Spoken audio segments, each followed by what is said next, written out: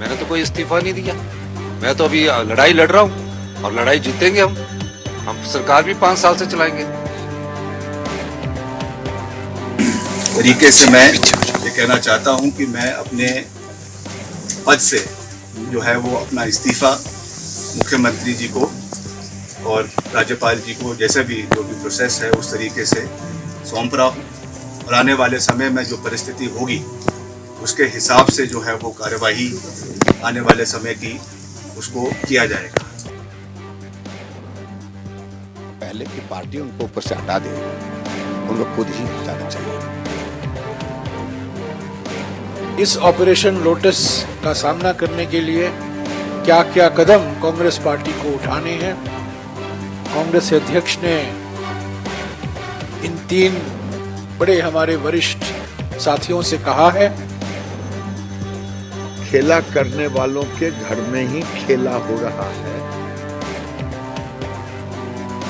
ये सपा के नेतृत्व को विचार करना पड़ेगा कि कार्यकर्ता धरना करता है, कार्यकर्ता प्रदर्शन करता है, कार्यकर्ता बूथ पे खड़ा होता है, कार्यकर्ता लाठी खाता है, कार्यकर्ता जेल जाता है, कार्यकर्ता सजा पाता है, कार्यकर्ता अपने जीवन को के भविष्य को न्यौछावर करने का काम करता है।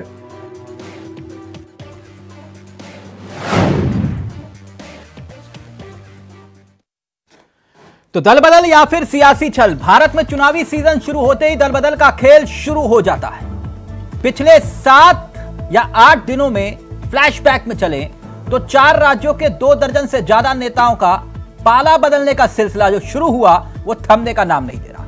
दल बदलने वालों में पूर्व मुख्यमंत्री से लेकर मेयर तक के चेहरे शामिल हैं। दल बदल का खेल महाराष्ट्र से शुरू हुआ, जहां पूर्व मुख्यमंत्री और दिग्गज कांग्रेसी नेता अशोक चौहान ने बीजेपी का दामन थामा। राजस्थान कांग्रेस के विधायक महेंद्रजीत सिंह, उन्होंने भी हाथ को छोड़कर कमल का साथ थाम लिया। मध्य प्रदेश के पूर्व मुख्यमंत्री कमलनाथ की भी दल बदलने की चर्चाएं थी, खबरें थी, लेकिन ऐन वक्त पर उन्होंने यू टर्न ले लिया। हालांकि कमलनाथ के करीबी जबलपुर के मेयर जगत बहादुर अन्नू जरूर कांग्रेस को छोड़कर बीजेपी में शामिल हो गए। यानी सीजन चुनावी है और मौसम दल बदलने का है, वरना राज्यसभा चुनाव के बहाने उत्तर प्रदेश से लेकर हिमाचल तक का और हिमाचल से लेकर कर्नाटक तक इतने नेताओं का दिल डोला रे डोला नहीं होता, वो है ना डोला रे डोला मन डोला। तो ये दिल अचानक क्यों डोल रहा है? हिमाचल में तो एक मंत्री और 6 विधायकों का दिल ऐसा डोला कि मंत्री विक्रमादित्य सिंह इस्तीफा देने पर आ गए, इस्तीफा दे डाला। 6 विधायक अब पार्टी से बेवफाई के जुल्म का सामना कर रहे हैं। हालांकि हिमाचल प्रदेश में कांग्रेसी विधायकों की बगावत के बीच किसी तरह बजट तो पास हो गया। 3 महीने के लिए आप कह सकते हैं सुखविंदर सरकार को सुरक्षा कवच मिल गया। लेकिन बात सिर्फ सरकार की नहीं है। चुनाव के ऐन पहले सूबे यानी हर राज्य दर राज्य नेताओं का दिल क्यों बदल रहा है, जिसे आप अंतरात्मा की आवाज कह सकते हैं। और चुनाव से पहले ही अंतरात्मा की आवाज सुनाई देती है। चुनावी आहट है तो क्या यही कारण है कि बिहार से लेकर यूपी और हिमाचल तक विधायक कांग्रेस, आरजेडी और सपा छोड़कर बीजेपी में शामिल हो रहे? कर्नाटक में बीजेपी विधायक कांग्रेस को वोट दे देते हैं। यहां भी कहानी में ट्विस्ट है। इसकी चर्चा कम है कि कर्नाटक में बीजेपी विधायक कांग्रेस को वोट दे देते हैं। बंगाल में कांग्रेस नेता बीजेपी में शामिल हो जाते हैं। तो यूपी में बीएसपी के नेता भी समाजवादी पार्टी को ज्वाइन कर लेते हैं, गुड्डू जमाली टाइप। तो यह है सियासत। लेकिन एक दिलचस्प आंकड़ा एडीआर की रिपोर्ट क्या कहती है? एडीआर की रिपोर्ट कहती है कि सांसद विधायक स्तर के 1000 से ज्यादा नेता 2014 से 2021 दल बदल के खेल में शामिल हुए। इन 7 सालों में सबसे ज्यादा पलायन कांग्रेस से हुआ है। 2014 से 21 तक विधायक स्तर के 399 करीब 400 नेताओं ने कांग्रेस को हाथ को छोड़ दिया। बीएसपी छोड़ने वाले नेताओं की संख्या 170 के आसपास है। आज इन्हीं आंकड़ों का जिक्र करेंगे। बड़े दिलचस्प आंकड़े हैं जो बताते हैं कि आखिरकार कहां कहां कैसे कैसे खेल हुआ, सियासी खेल। सिर्फ मसला उत्तर प्रदेश की सियासत तक सीमित नहीं है, ना मसला हिमाचल तक सीमित है। सियासी दायरा बहुत बड़ा है। आज इसी पर करेंगे चर्चा, कुछ राजनीतिक बयान और फिर सीधा रुख करेंगे अपने मेहमानों की तरफ और समझेंगे कि आखिरकार खेला सियासत का है क्या, यह दल बदल है या सियासी छल है। तरीके से मैं ये कहना चाहता हूं कि मैं अपने पद से जो है वो अपना इस्तीफा मुख्यमंत्री जी को और राज्यपाल जी को जैसे भी जो भी प्रोसेस है उस तरीके से सौंप रहा हूँ, और आने वाले समय में जो परिस्थिति होगी उसके हिसाब से जो है वो कार्यवाही आने वाले समय की उसको किया जाएगा। और मैं फिर से प्रदेश की जनता का दिल की गहराइयों से धन्यवाद करना चाहता हूं कि उन्होंने मुझे ये मौका दिया कि इतने समय तक आपने जो प्यार, जो आशीर्वाद मुझे दिया, जो प्रेरणा मुझे समय समय के ऊपर दी। बहुत से जीवन में कठोर निर्णय लेने भी पड़ते हैं, बहुत से मुश्किल समय भी आते, मगर प्रदेश की जनता ने हमेशा हमारा मार्गदर्शन किया है। कांग्रेस पार्टी से पार्लियामेंट्री जो अफेयर मिनिस्टर हैं उनकी तरफ से आई है और इसका नोटिस हमने सर्व किया है। आज दोनों ही पार्टीज के लॉयर्स आज यहाँ हमने 1:30 बजे पहले बुलाए थे, फिर शॉर्ट हियरिंग के बाद 4 बजे एडजॉर्न किया था। अब 4 बजे से 6 बजे तक लगातार हियरिंग हुई है और दोनों पक्षों को पूरा समय देकर मैंने सुना है। बहुत सारे तथ्य जो है आर्गुमेंट्स के जरिए आए हैं, मैंने अपना ऑर्डर रिजर्व किया है। हम तो सबको माफ करने वाले लोग हैं, हम किसी के बदले की भावना से काम करने वाले लोग नहीं है। हमारे तो सभी, हमारे लिए सारे छोटे भाई है। कॉन्फिडेंट है पूरी तरीके से आप? देखिए, हम सत्ता सुख के लिए नहीं आए, व्यवस्था परिवर्तन के लिए आए हैं और हम अपनी सरकार को आने वाले 5 साल तक पूरी तरह। ये सपा के नेतृत्व को विचार करना पड़ेगा कि कार्यकर्ता धरना करता है, कार्यकर्ता प्रदर्शन करता है, कार्यकर्ता बूथ पे खड़ा होता है, कार्यकर्ता लाठी खाता है, कार्यकर्ता जेल जाता है, कार्यकर्ता सजा पाता है, कार्यकर्ता अपने जीवन को के भविष्य को न्यौछावर करने का काम करता है। और जब किसी को ओबलाइजेशन की बात होगी, किसी को पद और प्रतिष्ठा देने की बात आएगी, तो ये स्टार लोग चले आएंगे जिनका पार्टी के प्रति कोई योगदान नहीं होता। उदाहरण के तौर पे पिछली बार 3 राज्यसभा भेजे गए, कपिल सिब्बल जी का हमारी पार्टी में क्या योगदान था, जयंत चौधरी जी का जो इनको छोड़ के भी चले गए उनका हमारी पार्टी में क्या योगदान था। अभी जो 3 राज्यसभा का नाम है, लालजी राम फुमन तो पुराने समाजवादी नेता हैं, लेकिन आलोक रंजन जी का पार्टी के नींव में, पार्टी को मजबूत करने में, पार्टी को खड़ा करने में क्या योगदान है। तो जैसे कि हमने आपको बताया कि सियासत की यह कहानी सिर्फ उत्तर प्रदेश तक सीमित नहीं है, ना ही हिमाचल तक। दल बदल का खेल बहुत बड़ा है और आज इसी खेल पर करेंगे हम चर्चा। हमारे साथ जुड़ेंगे मेहमान, सीधा रुख कर रहे हैं अपने मेहमानों की तरफ। आपको बता दें आज इस चर्चा में जो मेहमान हैं वो आपकी स्क्रीन पर आ चुके हैं। संजीव मिश्रा जी हमारे साथ बीजेपी के चेहरे हैं, रोहन सिंह हमारे साथ इस कार्यक्रम का हिस्सा है, कांग्रेस के चेहरे हैं, पूजा शुक्ला जी हमारे साथ है, समाजवादी पार्टी का चेहरा है, और जैनेन्द्र प्रताप सिंह हमारे साथ सुभाषपा के चेहरे हैं, राजभर जी की पार्टी से। आप सभी का बहुत बहुत स्वागत है। सबसे पहले मैं इस चर्चा की शुरुआत, क्योंकि सत्ता में बीजेपी है और संजीव जी आप हैं, तो आप ही से मैं इस चर्चा की शुरुआत करना चाहूंगा। ये अंतरात्मा की आवाज है या कुछ और राज है, क्या लगता है आपको? देखिए, जो भी विधायक चुन करके आते हैं वो इसमें कोई दो राय नहीं है कि वो अपने क्षेत्र में डेवलपमेंट के लिए प्रयास करते हैं।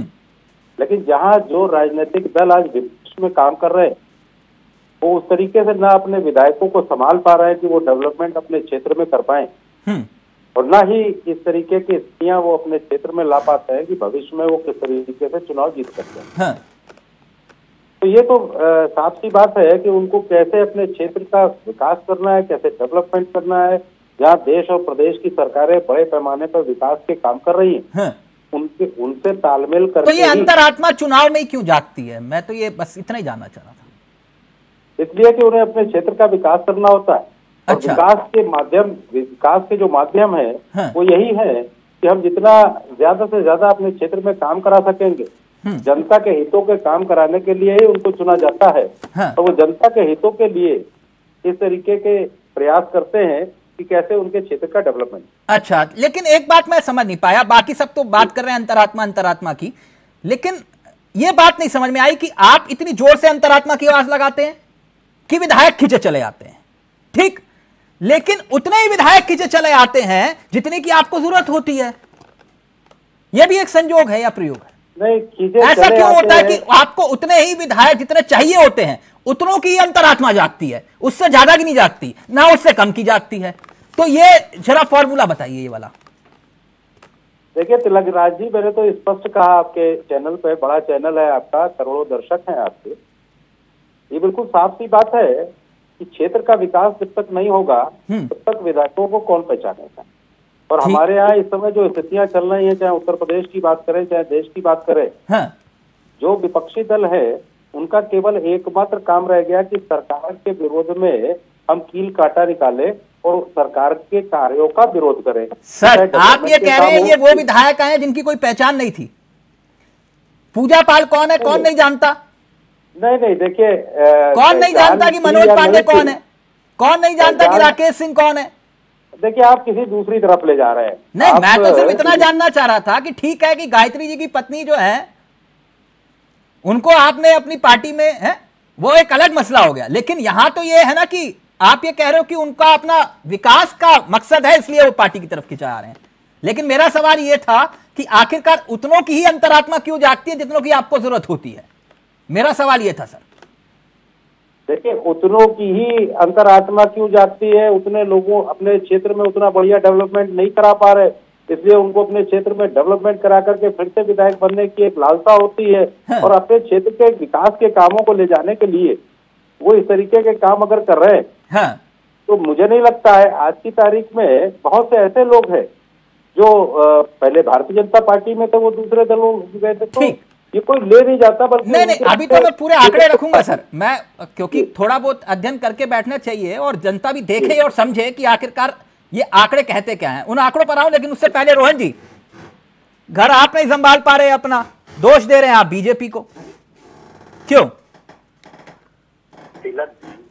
बात ये है कि हमें भारतीय जनता पार्टी के साथी बैठे हैं, मेहनत करके पहुंचे, यहाँ तक पहुंचे हुए हैं, इनको अच्छे से पता होगा जमीन पर बगैर नैतिक बल के राजनीति नहीं करी जा सकती।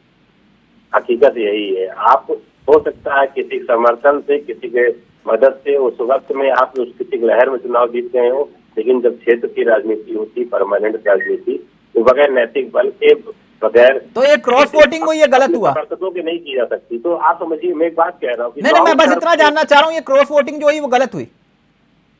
बिल्कुल गलत हुई। तो फिर कर्नाटक में फिर सही कैसे है? कर्नाटक में क्रॉस वोटिंग कांग्रेस ने थोड़ी कराई, जब पैसा देकर नहीं कराया। कांग्रेस के पास क्या है? नहीं, मतलब कर्नाटक में सही है तो फिर हिमाचल में गलत कैसे? कर्नाटक में कांग्रेस ने करवाया नहीं क्रॉस वोटिंग। किसने करवाया? फिर वहां किसने अंतरात्मा की आवाज लगाई थी? हमारे पास ऑलरेडी संख्या मतलब ज्यादा थी। रोहन सर, वहां किसने अंतरात्मा की आवाज लगाई थी? हमारे पास देने को क्या है? यहाँ पर तो लोगों को मंत्री बनाया गया, यहाँ पर लोगों को बनाया जाएगा, किसी को वादा किया गया होगा कि मुकदमों में ढील दी जाएगी। मतलब कर्नाटक में आपने कोई वादा नहीं किया किसी से? हमारे पास कौन केंद्रीय एजेंसी है या कौन इलेक्टोरल? ऐसा क्या हुआ कि आपके 40 विधायकों का समर्थन होने के बावजूद आप हिमाचल में हार गए? क्या हुआ ऐसा? हिमाचल में हार गए क्योंकि हम नाकाबिल थे। हम स्वीकार करते कि हम नाकाबिल थे। तो मतलब आप मान रहे हैं कि मैनेजमेंट पावर नहीं है आप में? आप समझिए ना, मैं तो कह रहा हूँ, मैं स्वीकार करता हूँ कि मैं नाकाबिल था, क्योंकि हम लोग को हमारा तरीका ही नहीं पता है। नई जनरेशन या जो नए तरीके की राजनीति है। रोहन जी, सारे तरीके आप लोगों के तो इस्तेमाल कर रहे हो। आप कह रहे हो कि हमें मालूम ही नहीं। हिंदुस्तान में ये 14 के बाद ये अलग तरह की राजनीति है। नरेंद्र मोदी जी जिस तरह की काम संजीव जी, आप मुस्कुरा रहे हैं, तरीके तो आप इन्हीं के इस्तेमाल कर रहे हो, कह रहे हैं हमें तो तरीका ही नहीं आता। 150 और रोहन जी कबूल कर रहे हैं कि हम ऐसे मैनेजमेंट नहीं कर पाते जैसे आप करते हो। प्लीज जल्दी से, फिर मैं उसके बाद पूजा जी के पास जा रहा हूँ। एक कंट्रोल एटमॉस्फेयर में इमरजेंसी जैसे प्रोविजंस लागू किए जा रहे बात अगर ना कहते तो ये अपनी बात सही से रख रहे थे, लेकिन जहाँ पर आपने क्रॉस वोटिंग का कर्नाटक का जिक्र कर दिया तो इनकी नहीं समझ में आया। इन्होंने अपनी हार मान ली और इन्होंने इसलिए कह दिया कि कांग्रेस दंडवत हो गई है, अब कोई मतलब नहीं रह गया है। तो ये सारी चीजें आने वाले समय में देखने को मिलेगी कि कांग्रेस पार्टी की हार किस तरीके से हो रही है और कांग्रेस किस तरीके से सरेंडर अपने आप को कर रही है। मुझे लगता है कि लोकसभा का चुनाव भी करीबी है, उससे पहले विधान परिषद के भी चुनाव होने हैं। आने वाले समय में बड़ी दयनीय वहां भी आप अंतरात्मा की आवाज लगाएंगे। संजीव भैया, मेरा सवाल है कि जब जनता के बीच में आप जाएंगे तो आखिर में तो वही लोग, आप पर्टिकुलर आपको नहीं कह रहा, लेकिन जो लोग जीत के गए हुए हैं किसी और पार्टी के टिकट पर और वहां पर जाकर वो पैसे लेके किसी और के लिए वोट कर रहे हैं, वो ऐसा पूरा कथित और पूरे मतलब नहीं तो फिर वो कर्नाटक में भी हुआ होगा ना। फिर अगर यहाँ पैसे लिए तो वहां तो फ्री में किया नहीं होगा आपके मुताबिक। तो भारतीय जनता पार्टी है, सबसे बड़ा अंतर समझिए। अच्छा, तो मतलब वहां हुआ या नहीं हुआ। ओके पूजा जी, एक मिनट कांग्रेस ये जो सियासी भूकंप आया, केंद्रीय एजेंसियां, अच्छा रोहन जी हो गया ना। अब ये केंद्रीय एजेंसियां रोज रोज वही वाली बात आ जाती है। एक मिनट रुकिए ना सर, अब आप कहोगे केंद्रीय एजेंसी जो है कर्नाटक और फिर बिहार वाला मसला भी आ जाएगा, अभी उसको छोड़िए एक मिनट। पूजा जी एक बात मैं जानना चाह रहा था। दूसरा पहलू यही है, लोग केंद्रीय एजेंसियों के डर से ही बार बार रोहन जी कभी मुलायम सिंह यादव जी ने भी कहा था यूपीए सरकार को लेकर, इन्हीं केंद्रीय एजेंसियों को लेकर।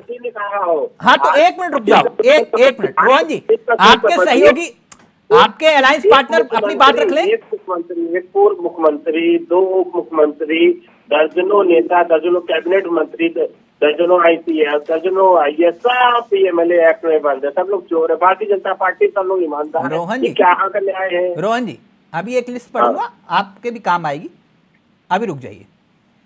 ये मैं एक बात जानना चाह रहा था पूजा जी। एक होता है सियासी भूकंप जो है उसकी तीव्रता होती है ना, जैसे होता है कि 5.1 रिएक्टर स्केल पर, एक होता है 7.8, 8 होता है, एक 8 से ऊपर गया तो मामला खतरनाक। वो भले ही जो है थोड़ी देर के लिए आए, लेकिन उसकी तीव्रता ज्यादा होना तो बहुत खतरनाक होता है। नहीं तो समाजवादी पार्टी के लिए भी कुछ ऐसा ही हुआ ना। नहीं पूजा, आप क्या मानती हैं? देखिए, 2 चीजें हैं। अभी मैं भाजपा प्रवक्ता संजीव जी की बात सुन रही थी तो उन्होंने कहा कि विकास कराना होता है क्षेत्र में। अरे जो चुन के विधायक गया है उसको जो फंड मिल रहा है, इसका मतलब आप ये मानते हैं कि भारतीय जनता पार्टी के जो मुख्यमंत्री बने हैं योगी आदित्यनाथ जी, वो भेदभाव करते हैं बजट देने में। जहां विपक्ष का विधायक है वहां पर बजट नहीं देते हैं, या बजट देर में सैंक्शन होते हैं, या उनकी निधि रोक दी जाती है, और जो भाजपा में आ जाता है उसको बढ़ा चढ़ा करके निधि दी जाती है। तो ये तो आपके बयान से बहुत स्पष्ट हो गया कि भारतीय जनता पार्टी की सरकार में विधायक जो चुन के जा रहे हैं उनके साथ भी भेदभाव किया जा रहा है, और जो क्षेत्र में भारतीय जनता पार्टी को वोट नहीं मिल रहा है वहां की जनता के साथ भी आप भेदभाव करने का काम कर रहे हैं। ये तो बात आपकी स्पष्ट हो गई। दूसरी बात रही अंतरात्मा की, या इस तरह की जो आप बात कर रहे थे कि 8 से ज्यादा लोग हैं। देखिए, निश्चित तौर पर समाजवादी पार्टी शोषितों, वंचितों, पिछड़ों, अल्पसंख्यकों, दलितों की पार्टी है और उनके हक और अधिकार की बात करती रही है। और निश्चित तौर पर जो लोग ये समाजवादी पार्टी के सिंबल पर जीते, अगर इनकी अंतरात्मा ये जब विधायक पद से इस्तीफा दे देते और उसके बाद निर्दलीय चुनाव लड़के जाते, उसके बाद इनकी अंतरात्मा जो करती वो करती, इनको जो करना है। आप ये सोचिए कि इनके क्षेत्र के लोगों ने भारतीय जनता पार्टी के खिलाफ समाजवादी पार्टी के सिंबल को वोट किया, इन लोगों को वोट किया, और भारतीय जनता पार्टी के खिलाफ मैंडेट दिया विधानसभा के अंदर। पूजा जी, इसके बाद उस जनता की विश्वास को आपने जाकर के भारतीय जनता पार्टी में एक फ्लैट और 5 करोड़ रुपए के लिए बेच दिया, तब आपकी अंतरात्मा कहाँ है? अब आप क्षेत्र में जाएंगे तब आपकी अंतरात्मा कहाँ जाएगी? हाँ बिल्कुल सही कहा आपने। एक मिनट पूजा जी, एक मिनट, थोड़ा सा ब्रेक लगाइए, थोड़ा सा ब्रेक, एक सेकंड। पूजा पाल कौन है? पूजा पाल कौन है? पूजा पाल राजू पाल की पत्नी, ठीक। उन्होंने क्या कहा कि अतीक गैंग पर जिस तरह से पूजा पाल, आप लिख लीजिए, हो सकता है कि मैं गलत भी हूं, लेकिन राजनीतिक भविष्यवाणियां हैं, कई बार सही भी होती है, कई बार गलत भी होती है। यही बीजेपी अगर पूजा पाल को कई फूलपुर या कौशाम्बी से चेहरा बना दे तो हैरानी नहीं होगी। आप कह रहे हो कि भैया हमने सिंबल दिया, इन्होंने चुनाव जीत लिया। मनोज पांडे 3 बार से, ठीक 3 बार से, वो भी तब विधायक हैं जब बीजेपी की लहर चल रही थी, तब वो विधायक है रायबरेली। वहां मसला यहां है, आप ये कहिए कि 1 सीट जीत ली बीजेपी ने, अगर आपको ये कहे कि संजय सेठ जीत गए तो बात यहीं पर खत्म हो जाती है। खबर यह है ही नहीं कि संजय सेठ चुनाव जीत गए, खबर यह है कि 8 से 9 लोकसभा सीटें ऐसी हैं जहां बीजेपी ने खेल कर दिया। अभी स्थिति पूछिए रोहन जी से, अमेठी और रायबरेली प्रियंका गांधी लड़ेंगी या राहुल गांधी लड़ेंगे? बिल्कुल। अब वो हौसला, वो हिम्मत इसलिए नहीं आती क्योंकि मनोज पांडे 3 बार से रायबरेली। बिल्कुल लड़ेंगे, हराएंगे। तो सर लड़िए ना। उन्होंने कहा कि मनोज पांडे, मैं आपको बता रहा हूं, 3 बार से अगर वो विधायक है, राकेश सिंह 3 बार से विधायक हैं, तो वो अपने जिलों में मजबूत हैं। यहाँ भारत में लड़ना चाहिए था ना, उसके बाद जाके जहाँ मना था वहाँ वोट देते, इस्तीफा देते। समाजवादी पार्टी का वोट ही नहीं भारतीय जीतते 36% वोट पाई है भारतीय जनता पार्टी। क्या बात कर रहे हैं अभी? बात रोहन जी अभी कौन कितने % वोट पाया इस देश में? कभी ऐसा इतिहास में नहीं हुआ कि कोई जो है 100% वोट पाकर जो है सत्ता हासिल कर गया। एक मिनट रोहन जी, मैं कुतर्कों पर बहस नहीं करता, प्लीज। अभी पूजा जी की बारी है, पूजा जी अपनी बात रख ले। रोहन जी प्लीज, कश्मीर से लेकर कन्याकुमारी तक और गुजरात से लेकर, रोहन जी प्लीज, ये मुझे मत पढ़ाओ, अपने कांग्रेस के नेताओं को पढ़ाइए ना। 1 मिनट रुकिए, पूजा जी अपनी बात रख रही है, आप बीच में आ रहे हैं। 1 मिनट तो रुकिए सर, सुन लीजिए ना उनको, अच्छा बोल रही है, सुन तो लीजिए, काम आएगा आपके। हाँ पूजा जी अपनी बात पूरी करिए। मैं कह रही हूँ कि रायबरेली और अमेठी की जहाँ तक आप बात कर रहे हैं, वहाँ पर इंडिया गठबंधन का ही प्रत्याशी जीत करके आएगा। हाँ। और मैं आपको एक फिर ये कहूंगी कि जो आप बार बार कह रही है, यही मनोज पांडे जी हैं। मैं अपना बयान कोट नहीं कर रही हूँ, मैं मनोज पांडे जी का बयान कोट कर रही हूँ। 2022 में जब इलेक्शन का ये हुआ कि इनके टिकट पे संकट आया, तो इन्होंने ही खड़े होकर के मीडिया में कहा कि समाजवादी पार्टी मेरी माँ है, और माँ पे किस तरह का विश्वास। तो आज समाजवादी पार्टी माँ थी, कल तक समाजवादी पार्टी माँ थी, उसके बाद जब भारतीय जनता पार्टी के पास गए तब माँ को भूल गए। तो अपनी संजीव जी जल्दी से आपने हाथ उठाया था, फिर उसके बाद जनेंद्र जी आपके पास आ रहा हूं। और ये जो पार्टी मेरी माँ है, ये वाले फॉर्मूले मुझे याद है, इस पर भी मैं बताऊंगा क्या कहानी है। प्लीज संजीव जी। तिलक जी, अभी समाजवादी पार्टी की साथी जो कह रही थी, दरअसल में वो बिल्कुल अलग बातें कह रही थी। समाजवादी पार्टी के विधायकों का मानना है कि हम अपने क्षेत्र में इसलिए नहीं डेवलपमेंट करा पाते क्योंकि समाजवादी पार्टी का नेतृत्व तो कहता है अगर डेवलपमेंट कराओगे तो भारतीय जनता पार्टी का नाम होगा, और जितना भी हम डेवलपमेंट करेंगे वो भारतीय जनता पार्टी के खाते में जाएगा। कहने का मतलब बहुत साफ है, समाजवादी पार्टी के विधायकों से पहले पूछ लीजिए। समाजवादी पार्टी जो बात कह रही है, लखनऊ उत्तर विधानसभा से चुनाव लड़ी थी और संजीव मिश्रा जी आपको चैनल पे आमंत्रण दे रही हूँ, 2 बार से भारतीय जनता पार्टी का विधायक हमारे यहाँ इसका भी किया जो है वो समाजवादी पार्टी के विधायकों को जाएगा और समाजवादी पार्टी के नेतृत्व को जाएगा। मैं तो समाजवादी पार्टी से पूछना चाहता हूँ कि गायत्री प्रजापति जैसे बलात्कारी को मंत्री बनाते हो, फिर हटाते हो, फिर बनाते हो, ये गायत्री प्रजापतियों के बारे में भी जितना गुंडा राज। एक मिनट आप ध्यानेंद्र जी रहेंगे। संजीव जी, पूजा जी, आप लोग सभी विद्वान हैं, किसको नहीं मालूम था कौन कहां पाला बदलेगा? नहीं मालूम था तो फिर उसको राजनीति छोड़ देनी चाहिए। सबको मालूम था कि कौन कौन पाला बदलने वाला और क्यों बदलने वाला है। स्वामी प्रसाद मौर्य को लेकर कौन कौन नेता नहीं बोल रहा था? कौन कौन नेता नहीं बोल रहा था? किसको मालूम नहीं था?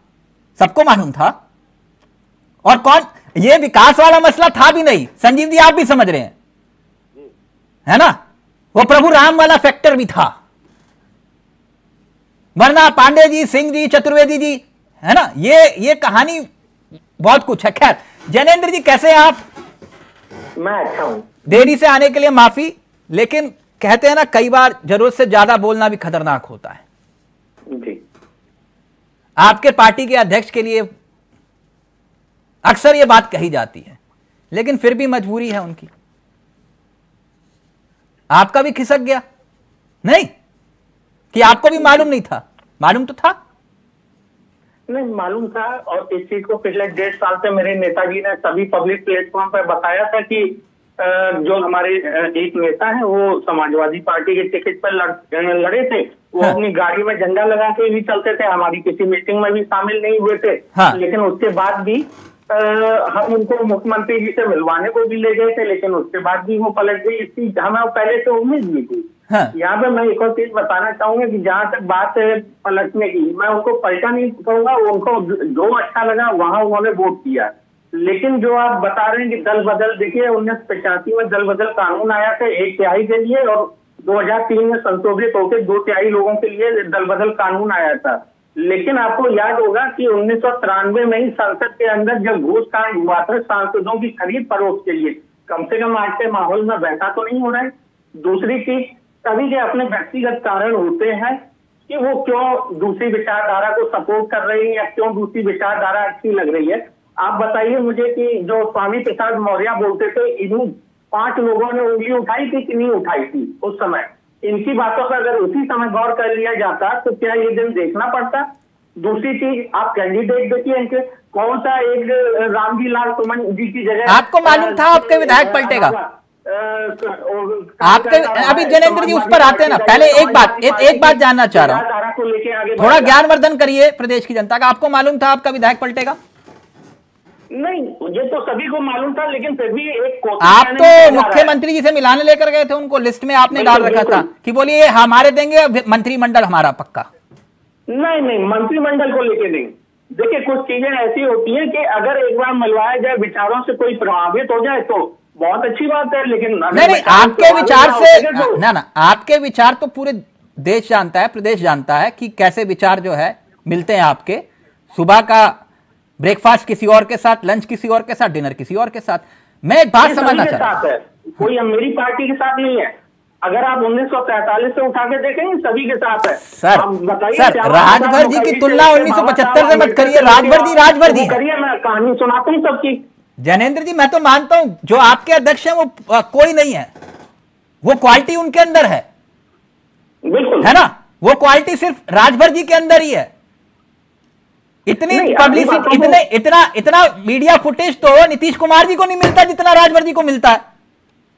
समझ रहे हैं ना मेरी बात? तो वो क्वालिटी है उनके अंदर, मैं मान रहा हूं। लेकिन इतना बताइए कि जब आपको मालूम था तो फिर मुख्यमंत्री जी से मिलाने भी ले गए आप। मैं ये जानना चाह रहा था बस, ये पर्दे के पीछे मैंने ये चीज अभी स्पष्ट कर दी कि मुख्यमंत्री जी से मिलाने ले गए थे, क्योंकि अगर कुछ विचारों में समानता हो, अगर वो प्रभावित हो सके तो वो यहाँ पे रहे, अदरवाइज दूसरी तरफ जाने को वो पहले से ही तैयार थे। और कभी हमारी पार्टी का झंडा भी नहीं लगाया, हमारी किसी मीटिंग में भी नहीं आए। तो ये चीजें होती हैं राजनीति में कि अब आपको ये साबित करना होगा। देखिए, आपने कहा कि घोसी मेरी जेब में, जी कहा था ना चुनाव में, लेकिन वो जेब फट गई। अब रुको एक मिनट चरेंद्र भाई, एक मिनट प्लीज, एक मिनट। आपने कहा घोसी मेरी जेब में, जेब फट गई, ठीक, और जेब फटी, उसमें घोसी नहीं निकला, उसमें आपका मंत्रिमंडल भी। अब यहां पर आपको निष्ठा साबित करनी थी, लेकिन आपका भी विधायक, अब बताइए मैनेजमेंट कर नहीं पा रहे। आप कह रहे हो कि हम बड़े नेता हैं पिछड़ों के, अब कैसे, अब बीजेपी आपको मंत्रिमंडल क्यों दे, बताइए आप। चलिए मैं पहली चीज स्पष्ट कर दूं, हमारा जो गठबंधन हुआ था वो घोसी विधानसभा के लिए नहीं हुआ था। दूसरी चीज, अभी जिन जो विधायकों ने दल बदल के दूसरे विधायकों को वोट दिया है या राज्यसभा सदस्यों को वोट दिया है, ये लोग जनता डिसाइड करेगी। ये लोग जनता के पास जब जाएंगे तो जनता डिसाइड करके बताएगी कि क्या वो उनके फैसले सही है या नहीं है। मैं अब घोसी पे आता हूँ। घोसी में 5 साल के अंदर 4 चुनाव हुए। नहीं, पूरी बात सुन लीजिए, चलेगी। घोसी में 4 चुनाव हुए 5 साल के अंदर। 1 साल पहले जो हमारे प्रत्याशी थे वो सपा से लड़े थे, और 1 साल के अंदर वो दूसरी पार्टी से लड़ रहे थे। कहीं ना कहीं ये गुस्सा था, साथ में कहीं ना कहीं कार्यकर्ताओं के अंदर भी गुस्सा था कि वो ठंडा नहीं हो पाया, इस वजह से उनकी हार का वो एक प्रमुख कारण रहा। उसके अलावा मैं आपको 10 और कारण बता दूंगा वहां पे घोसी में हार के।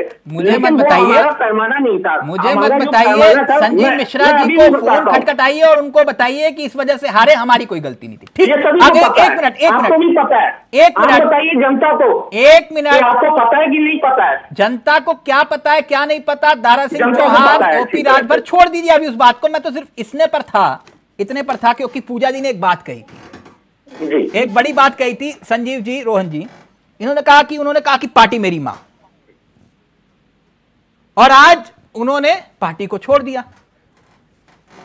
थोड़ा सा फ्लैशबैक में चलते हैं और आज ही की घटना से वो गुड्डू जमाली कौन है? गुड्डू जमाली सिर्फ एक नाम नहीं है, एक मॉडल है। वो मॉडल जिससे आपकी पार्टी के बड़े बड़े नेता कांपते, गुड्डू जमाली। जहां आपके मुस्लिम चेहरे, वहां पर मायावती जी के गुड्डू जमाली आपकी पार्टी में आए। आजमगढ़ से जब चुनाव हुआ तो धर्मेंद्र यादव को किसने हराया? किसने हराया? निरुआ ने ना, इन्हीं गुड्डू जमाली ने हराया था। गलत तो नहीं कह रहा जयंत भाई? जी जी। 2.5 लाख वोट मिले गुड्डू जमाली को, और जब उन्होंने हराया तो इसी समाजवादी पार्टी ने इसी गुड्डू जमाली को जम के खड़ी खोटी सुनाई। गलत तो नहीं कह रहा पूजा जी? गलत बोलूंगा तो आप बोलना। नहीं, हम लोगों ने कभी गुड्डू जमाली जी के बारे में किसी भी तरह की इस तरह की टिप्पणी नहीं करी है। जी नहीं, कभी नहीं। पक्का? हाँ। ज्ञानेंद्र भाई मुस्कुरा रहे हो सकता है पूजा जी सही कह रही हो, मतलब कह रही है, मैं मान गया इस बात को कि गुड्डू जमाली को लेकर इन्होंने कभी कुछ नहीं कहा। पार्टी ने स्वीकार करा है, समाजवादी पार्टी ने स्वीकार करा, जनता का जनादेश। आपने गुड्डू जमाली मॉडल को स्वीकार किया। और मैं आपको बताऊं, धर्मेंद्र यादव जी, आपने क्या क्या नहीं कहा कि किसके एजेंट बनकर ये चुनाव लड़ रहे हैं। जिस दिन धर्मेंद्र यादव जी वहां से काउंटिंग स्थल से निकले हैं, उन्होंने सबसे पहले आजमगढ़ की जनता का धन्यवाद दिया और जनादेश को स्वीकार किया और ये कहा कि हम आगे मेहनत करेंगे और फिर लड़ेंगे। ठीक है संजीव जी, अब आते हैं मुद्दे पर। आप लोगों ने सबने अपनी बात को रख दिया। पूजा जी कह रही हमने तो कभी कुछ कहा ही नहीं गुड्डू जमाली जी को लेकर, कभी नहीं कहा कि किस मॉडल। और पार्टी मेरी मां, ठीक है, पार्टी सबके लिए जब होता है तो पार्टी के लिए हमने भी देखा है कईयों को जो कहते थे मां पार्टी ने टिकट काटा तो बोले कि निर्दलीय लड़ूंगा, और ऐसा भी हुआ। इस राजनीति के आप लोग सब विद्वान हैं, क्या मायावती जी और अखिलेश जी एक साथ एक मंच पर नहीं आए और उस घटना के बाद आए ना? तो यही राजनीति है। खैर संजीव जी, एक बात मैं जानना चाह रहा था, कुछ आंकड़े हैं और उन आंकड़ों में दल बदल, अब आंकड़े आपके सामने दल बदल के कुछ मैं रख रहा हूं और इन आंकड़ों को देखिएगा, बड़े दिलचस्प आंकड़े हैं। आपने कहा ना हमारे अंतरात्मा की आवाज लगाते हैं और अंतरात्मा की आवाज सुनकर विधायक और नेता सांसद खिंचे चले आते हैं। उनका आंकड़ा मैं आपके सामने रख रहा हूं, उनको ध्यान से देखिएगा। आपके सामने ये आंकड़ा मैं रख रहा हूं, दल बदल का अड्डा कैसे बीजेपी बना, अब उसको देखिएगा। 10 साल में 600 नेताओं को शामिल किया गया। आपकी पार्टी में 10 साल में 600 नेताओं को शामिल किया गया और एडीआर की रिपोर्ट यह बताती है कि कुल 426 नेताओं को बीजेपी ने अपने साथ जोड़ा जो बड़े चेहरे थे 2014 से 21। एडीआर की रिपोर्ट यह बताती है कि 8 मुख्यमंत्री स्तर के नेता दल बदल कर चुके हैं और एडीआर की रिपोर्ट यह भी बताती है कि 20 से ज्यादा पूर्व केंद्रीय मंत्री दल बदल कर चुके हैं। और इसके साथ साथ 7 साल में, अब यह आंकड़ा देखिए, 10 साल में 600 नेताओं को बीजेपी ने शामिल किया, यह आंकड़ा जिसका मैंने जिक्र किया था।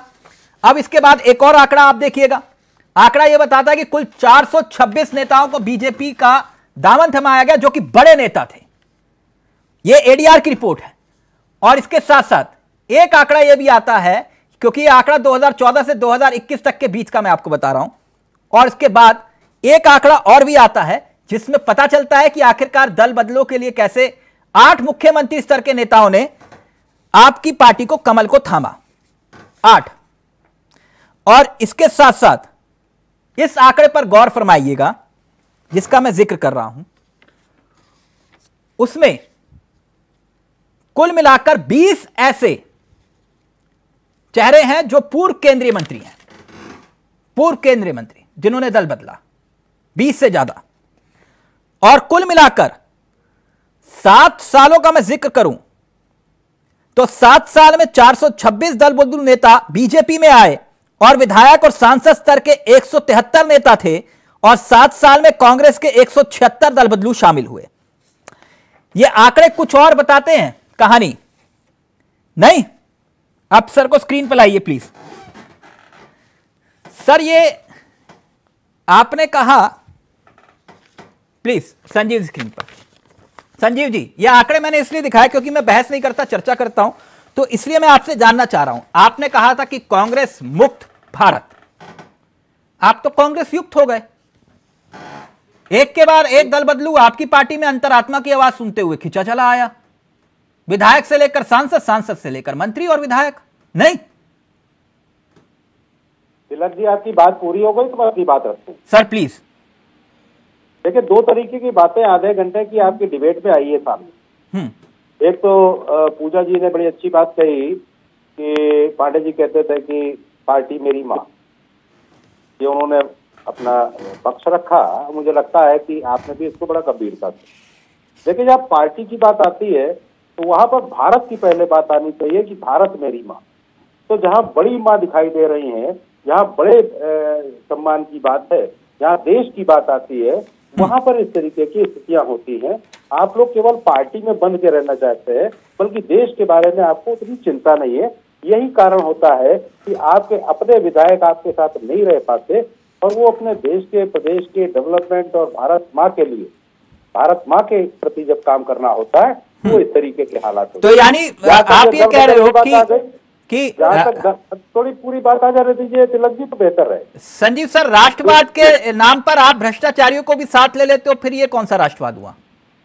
कोई भ्रष्टाचारी नहीं है। जो भ्रष्टाचारी होते हैं उनको हम लोग सबक भी सिखाते हैं और उनके ऊपर चाबुक भी चलता है, चाहे ईडी और सीबीआई है। जो भी आदमी भ्रष्ट है, जिस आदमी ने भ्रष्टाचार किया है वही डरता है। अशोक चौहान को क्या मानते हैं आप?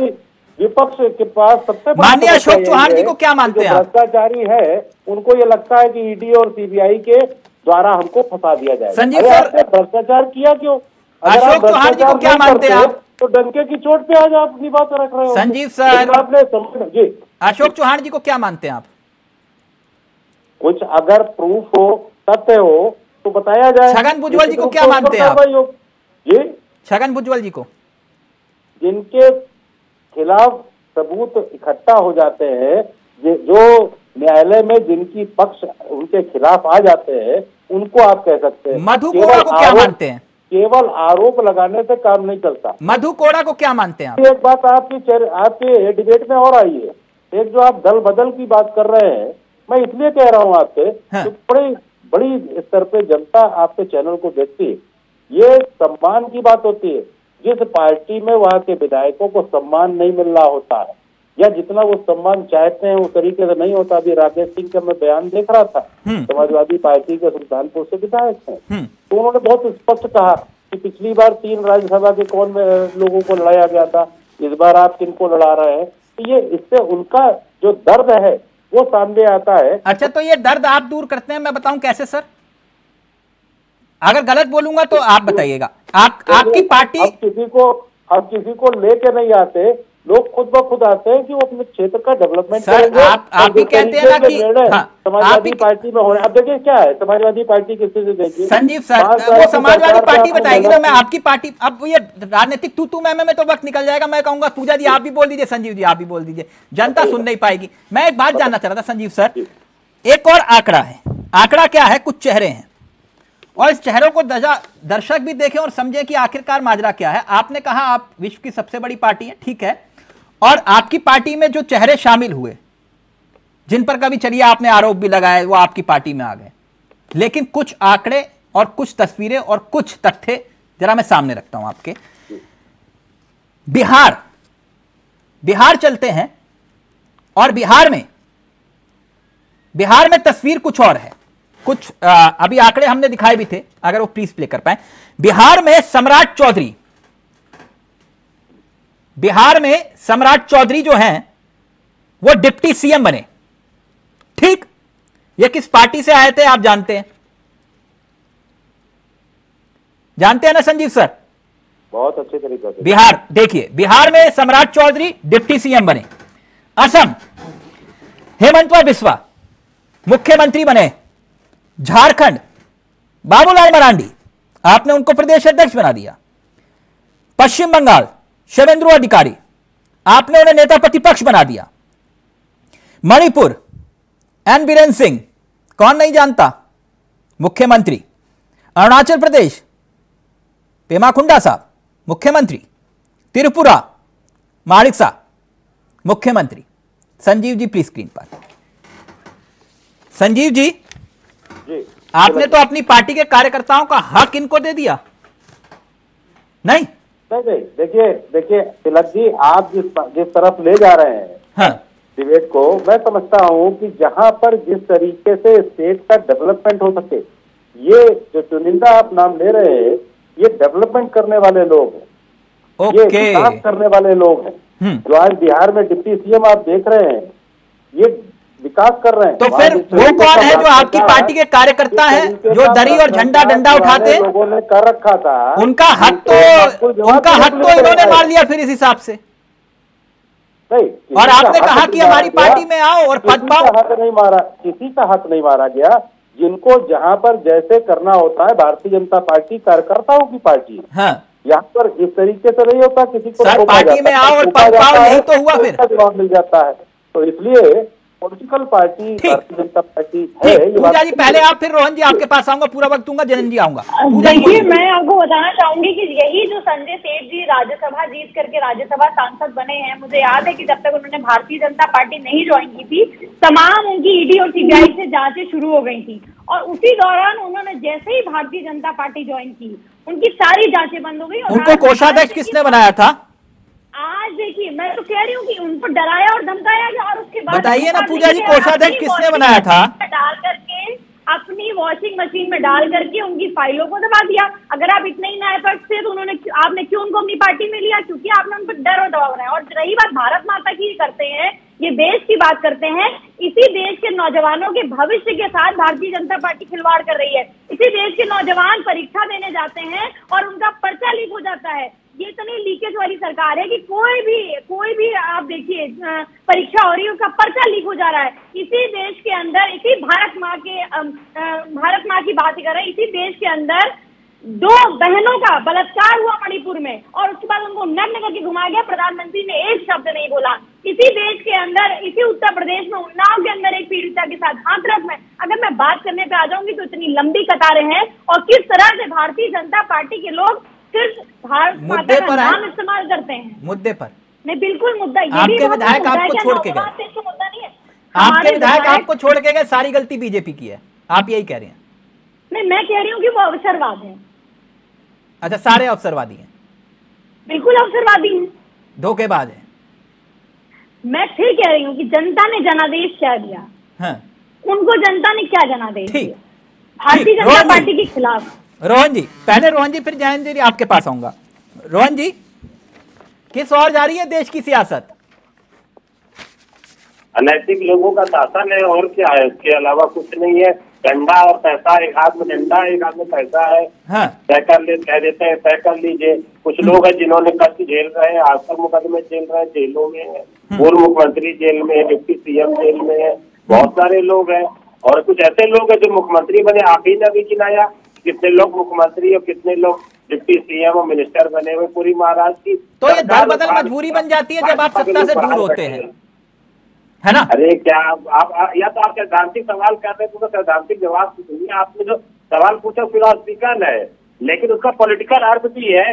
और जब जनता के बीच में जाएंगे, वही जनता ने समाजवादी पार्टी को साइकिल के बटन दबाकर भेजा था ना, कुछ सोच के भेजा था। अब जब आप वहां जाकर दिखा रहे, आपने जो वोटिंग की है, आप अपनी प्रतिबद्धता, अपनी प्राथमिकता किधर है, वो आपने उसको स्पष्ट कर दिया है। तो जनता के मन में भी तो आइडिया रहेगा ना कि आप जब आएंगे तो कैसे आएंगे। नैतिकता का भेद तो हमेशा ही रहा है समाज में, हमेशा। इस देश के इतिहास में सबसे ज्यादा सरकारें बर्खास्त करने का रिकॉर्ड किसके नाम रहा? अरे हम तो कह रहे हैं कि पूरा आप अधोगामी जाइए। 70 साल ही तो हुए देश आजाद हुए ना। अभी हम तो बात करना शुरू करेंगे तो 2000 साल पुरानी तक बात की जा सकती है। रोहन जी, मैंने सिर्फ इतना पूछा कि किसके नाम ये रिकॉर्ड रहा सबसे ज्यादा सरकारें बर्खास्त करने का? अरे क्या बात करते, पूरी बात पूरे जवाब तो सुनिए।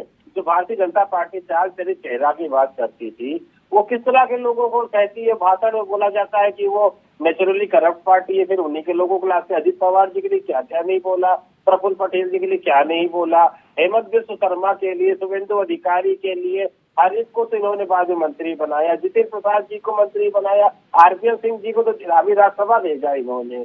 कांग्रेस की सेवा कर रही है पूरी भारतीय जनता पार्टी। ये कांग्रेस मुक्त भाजपा की बात कर रहे थे, पूरी कांग्रेस मतलब कांग्रेस मुक्त भारत की बात कर रही थी। कांग्रेस राहुल गांधी अमेठी लड़ेंगे ना? अरे बिल्कुल लड़ेंगे और जीतेंगे। कहाँ प्रियंका जी रायबरेली लड़ेंगी ना? ये लड़ाई भी बड़ी बढ़िया है, कितना अच्छे से। जनेंद्र जी वो ये कह रहे हैं पक्का लड़ेंगे, पक्का लड़ेंगे राहुल गांधी प्रियंका गांधी, पक्का लड़ेंगे। अमेठी रायबरेली पक्का लड़ेंगे, चाहे कोई इधर से उधर आ जाए।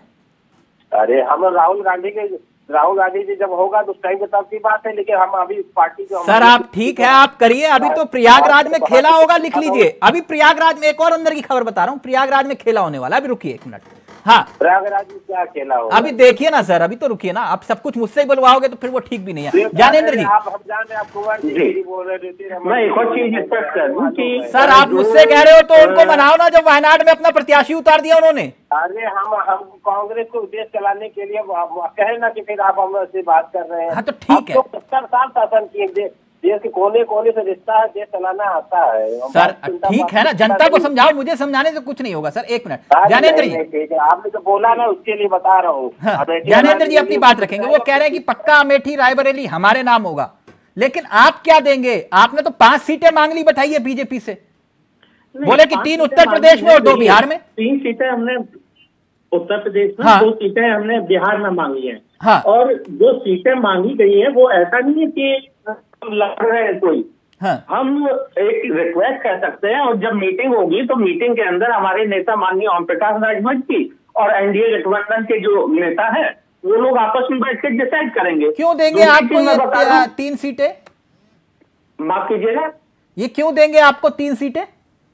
नहीं देखिए, उत्तर प्रदेश की 32 लोकसभा सीटों पर हमारा प्रभाव है, और केवल और केवल मैं एक ही जाति की वोट बता देता हूँ, 50,000 से लेकर 4 लाख तक है, और बिहार के अंदर 16 लोकसभा सीटों पर प्रभाव है।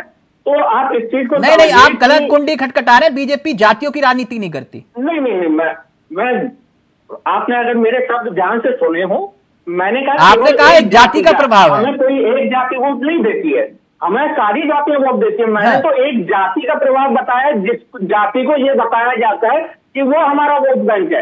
अच्छा, वो हमारा वोट बैंक है। तो आप जाति की राजनीति नहीं करते? माफ कीजिएगा, आप जाति की राजनीति नहीं करते हो? नहीं, विकास की राजनीति कहते हैं, और जातिगत जो जनगणना है उसको होना चाहिए। ये हमारा मुद्दा था जिसको लेके चले थे, आज भी है, समझाने का प्रयास कर रहे हैं सभी को। दूसरी चीज मैं बताऊं, नहीं, आपको किसी और को नहीं समझाना, आपको सिर्फ बीजेपी को समझाना है। समझा लोगे? नहीं, बिल्कुल समझाने की कोशिश कर रहे हैं। और एक बात मैं बताऊं कि अगर समाजवादी एक तरीका बताऊं आपको, समझा लिया था। एक तरीका बताऊं ज्ञानेंद्र भाई, समाजवादी आप कैसे समझा सकते हो? मैं एक तरीका बताता हूं। जो 20 साल से हम लोग मुद्दे को लेकर चल रहे थे, एक तरीका बताता हूं। आपके नेता तो उस मामले में एक्सपर्ट भी हैं। आप बोलिए कि जातिगत जनगणना होनी चाहिए, है ना? मुद्दा है ना आपका? बिल्कुल पक्का। देखिए सुनिए पूजा जी जो बात कह रहे हैं, ध्यान से सुनिएगा रोहन जी, संजीव जी। अब आपको सिर्फ एक फॉर्मूला अपनाना है। आपको यह कहना है कि मंत्रिमंडल में तब तक नहीं लूंगा जब तक जातीय जनगणना को लेकर बीजेपी हरी झंडी नहीं दिखाती। बोलो आप। बिल्कुल बोलो। मैं आपको स्पष्ट कर दूं कि ऐसा नहीं होता है कि किसी एक मुद्दे को, ठीक है? अच्छा, पूरी बात ध्यान से सुना कीजिए। एक मुद्दा मैंने गिनवाया था, आपको सारे मुद्दे नहीं गिनवाए थे। अच्छा, तो मतलब आपका जातिगत जनगणना का जो मुद्दा है वो अहम मुद्दा नहीं है? क्यों आप क्यों रंग बदल गए? आप सुन लीजिए तिलक जी, पूरी बात सुन लीजिए। घोषणा पत्र में एक मुद्दा नहीं होता है, घोषणा पत्र में बहुत सारे मुद्दे होते हैं। सर जातिगत जनगणना मुद्दा है कि नहीं आपका? तिलक जी घोषणा पत्र देखा है कि नहीं देखा है? नहीं, मैंने तो नहीं देखा, आप बताओ। नहीं देखा है तो देखिएगा अगली नहीं, अब इतना भी नहीं है कि राजभर जी का घोषणा पत्र देखो। उसमें से एक मुद्दा हमारा सॉल्व हो रहा है, मैं बता दूं। आप एक सांस में 70 जातियां गिनवाते हो। अब रुकिए ना एक मिनट, और आप कह रहे हो कि जाति का जनगणना हमारा मुद्दा नहीं है। नोटिफिकेशन जारी आप जैनेंद्र जी एक सांस में 70 जातियां गिनवाते हैं। आपके नेता, आपके नेता मंच पे खड़े होकर एक सांस में 70 जातियां गिनवाते हैं, और आप कह रहे हो जाति का जनगणना हमारा मुद्दा नहीं है। मैंने कब कहा? आप झूठ बोल रहे हैं, रिजाइन करवा के छोड़वा दीजिए। सर आपका मुद्दा है तो बोलिए ना, बोलिए। मंत्रिमंडल नहीं लेंगे हम, हमें नहीं चाहिए मंत्रिमंडल का जाति। बताइए तिलक जी, एक बात बताइए कि जो कार्य हमें करवाने हैं मंत्री पद मिलने के बाद पूरे प्रदेश की जनता के लिए, वो एज ए विधायक केवल अभी हम अपने क्षेत्र में ही करवा पा रहे हैं। वाह, मतलब सत्ता की भूख है आपको। नहीं नहीं नहीं नहीं, ये तो आपका परसेप्शन है। नहीं परसेप्शन क्या, आप बोलिए कि नहीं है, और अगर नहीं होता तो सपा को छोड़ देते आप? नहीं नहीं, सपा को हमने कहाँ छोड़ा? पत्र किसने लिखा था? अखिलेश जी ने पत्र लिखा 22 जुलाई 2022 को, उठा के देख लीजिए अगर आपने नहीं चलाया हो। कभी अखिलेश जी ने पत्र लिखा है, आप जाने इतना भी झूठ मत बोलिए। किस लिए गए हैं आप बताएं? अखिलेश जी ने खुद पत्र लिख के, अरे भैया आपको आपकी हैसियत, अरे दीदी कभी अपनी पार्टी के बारे में ध्यान रखिए। अखिलेश जी क्या लिखते हैं? अखिलेश जी ने चाचा कृपाल यादव को और हमारे नेता माननीय ओम प्रकाश वाजपेयी जी को 2 पत्र एक ही दिन जारी किए थे। सर आपके नेता कहाँ चाय पी लेते हैं आपको पता नहीं है? आप पता करिए कि आपके नेता कहाँ चाय पी लेते हैं, आप पता करिए कि आप लोग खुद बहुत कंफ्यूज हैं। आप मंत्री, आप गए मंत्री बनने, अब क्या मंत्री नहीं बने? आप मंत्री बनने गए और मंत्री नहीं बन पाए, बड़ा अफसोस है। नहीं बनेंगे मंत्री हो, नहीं नहीं नहीं मंत्री बनेंगे। पूजा जी एक मिनट, कैसी बात करें? भाजपा के साथ है, जैसे आपके नेता को वादा किया था फिर आपके साथ रह के ही चुनाव लड़ेंगे, वैसे हमने अपने एनडीए गठबंधन को वादा किया साथ में रह के चुनाव लड़ेंगे। इतना झूठ मत बोलिए, इतना झूठ मत बोलिए।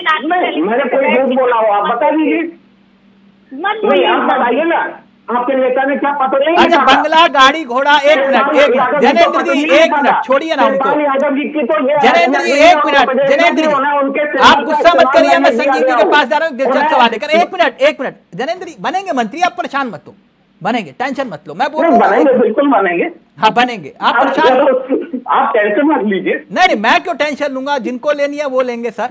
मैं दिवाली चली गई, दशहरा चला गया है, अब जो है नया साल भी चला गया, नवरात्र भी बीत गए। किसी ने 27 तारीख दी, किसी ने 29 तारीख दी, अब नहीं होली आने वाली है, जल्दी होगा। मेरी तरफ से शुभकामनाएं आपको। बाकी वही जो राम रची राखा। खैर हो जाएंगे उस दिन आपको भी बताएंगे। नहीं बिल्कुल भी, वो तो पूरा देश देखेगा सर, है ना? हाँ चलिए संजीव जी एक बात जानना चाह रहा था, बाकी सबको छोड़िए। ये जो हिमाचल वाला प्रकरण है, जैसे आपका यूपी में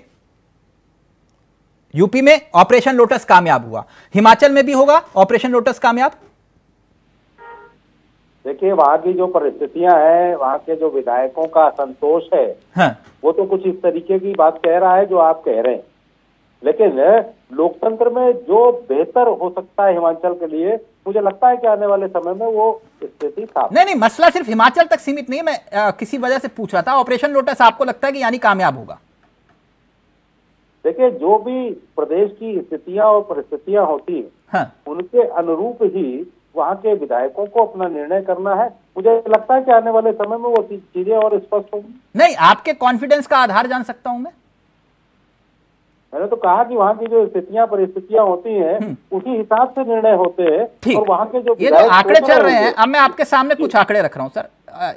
2016 थोड़ा फ्लैशबैक में चलते हैं। 2016 ये अरुणाचल प्रदेश में हुआ ये कि कांग्रेस के 40 से ज्यादा विधायक बागी हुए, और बागी होने के बाद बीजेपी की सरकार बन गई। ऑपरेशन लोटस 2019 का कर्नाटक मॉडल, जेडीएस कांग्रेस के 17 विधायक बागी हुए, क्या हुआ वो सब जानते हैं। 2020 मध्य प्रदेश, कांग्रेस ने कोशिश की लेकिन 22 विधायक बागी हुए और बीजेपी की सरकार बनी। महाराष्ट्र 2022 शिवसेना के 40 बागी हुए विधायक, एनडीए की सरकार बनी। 2024 हिमाचल प्रदेश, कांग्रेस के 6 विधायक बागी। प्लीज संजीव जी। देखिए तिलक जी, इससे थोड़ा सा और पहले अगर सर मैं इसलिए पूछ रहा हूं ऑपरेशन लोटस कामयाब होगा? मैं थोड़ा सा पूरा विस्तृत कहना चाहता हूं। 1 मिनट का अगर मुझे समय देंगे तो मैं ज्यादा स्थिति बहुत स्पष्ट कर। उत्तर प्रदेश की मैं बात करता हूँ, या ज्यादातर लोग हमारे साथ जो बैठे हैं वो भी उत्तर प्रदेश से बिलोंग करते हैं, उनको मालूम है कि क्या स्थितियां हुई। 1997 में उत्तर प्रदेश में भारतीय जनता पार्टी और बीएसपी की मिल करके सरकार बनी, और 6 महीने की मायावती जी ने सरकार चलाई, उसके बाद स्थिति ये हुई कि उन्होंने समर्थन देने से मना किया। यही कांग्रेस पार्टी थी, 22 एमएलए लोकतांत्रिक कांग्रेस के नाम पर उन्होंने समर्थन दिया, और एक और भी एक चौधरी साहब की पार्टी थी, उन्होंने भी समर्थन दिया। तब भारतीय जनता पार्टी ने आदरणीय कल्याण सिंह जी, श्री राम प्रकाश गुप्ता जी और राजनाथ सिंह मुख्यमंत्री बने। तो ये जो ऑपरेशन लोटस की आप बात कर रहे हैं, ये स्थितियां और परिस्थितियां, यही मैं शुरू में कह रहा हूं आपसे कि वहाँ के प्रदेश की जो स्थितियां और परिस्थितियां होती हैं, यहाँ सरकार भी बनानी थी उस समय। और स्थितियां ये थी कि उस समय सरकार एक तरीके से बिल्कुल पेंडुलम वाली स्थिति में आ गई। अच्छा, तो मतलब आप राज्य को बेसहारा नहीं छोड़ सकते, इसलिए आप कहते हो कि हम अंतरात्मा की आवाज लगाएंगे। 22 विधायकों ने उस समय समर्थन दिया था, एक पार्टी बनी थी लोकतांत्रिक को। मैं इसलिए बेहतर तरीके से कह रहा हूं। संजीव सर, 7 साल में 426 नेता आपकी तरफ खींचे चले आते हैं, आप कहते हैं कि कुछ भी नहीं है। खींचे इसलिए चले आते हैं क्योंकि उनको मालूम है कि देश और प्रदेश की जो डेवलपमेंट है वो भारतीय जनता पार्टी की डबल इंजन की सरकार कर रही है। अच्छा, सिर्फ डेवलपमेंट के लिए आते हैं। हम अगर ओके ओके, मैंने विपक्ष से भी कहता हूँ कि जहाँ अच्छे काम हो रहे हैं देश और प्रदेश के, वहाँ विपक्ष को भी समर्थन करना चाहिए। और जहाँ पर आपको ये लगता है कि जनता, चलिए, यानी आपको पूरी उम्मीद है कि हिमाचल में ऑपरेशन लोटस कामयाब होगा। यहाँ का विपक्ष जो है, जनता से कनेक्टिविटी नहीं रखता। लोग अपने कमरे में बैठ के ट्वीट करना पसंद करते हैं, और ये भी तक कहना चाहते हैं कि भारतीय जनता पार्टी की ये वैक्सीन है। कोरोना के समय में हमने देखा ये भारतीय जनता पार्टी की वैक्सीन है, हम नहीं लगा। अच्छा, एक बात, एक बड़ा लाइव में दिलचस्प कमेंट आया। एक मिनट संजीव सर, ये गायत्री प्रजापति को क्या मानते हैं आप? गायत्री प्रजापति को तो आपको पूजा जी से पूछना चाहिए, जो बलात्कारी को मंत्री बनाते हैं, मंत्री पद से फिर हटाते हैं। आपसे पूछ रहा हूं सर, क्या मानते हैं आप? इस तरीके की स्थितियां हैं। गायत्री प्रजापति को क्या मानते हैं? गायत्री प्रजापति एक बलात्कारी है जो सिद्ध हो चुका है। अब ये बात तो समाजवादी पार्टी की प्रवक्ता से आप तो महाराजी देवी सुनेंगी तो कैसा लगेगा उनको? इनको ये भी पूछना चाहिए कि देश प्रदेश में जिस तरीके से उत्तर प्रदेश में 12 से 17 तक ओके, वक्त इजाजत नहीं दे रहा। थैंक यू सो मच, बहुत बहुत शुक्रिया आपको, आप चर्चा का हिस्सा बने। आप सभी बहुत बहुत शुक्रिया आपका, बहुत बहुत शुक्रिया सर। बहस नहीं, चर्चा।